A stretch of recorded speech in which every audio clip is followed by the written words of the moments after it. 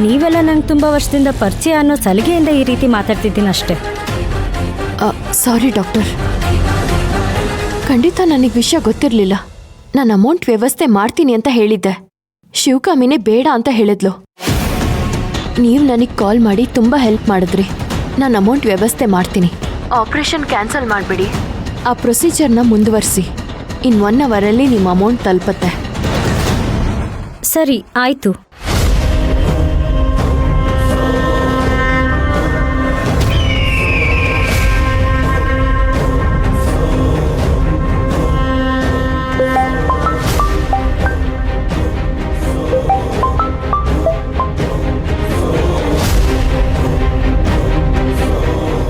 Hello, ನಮಸ್ತೆ madam.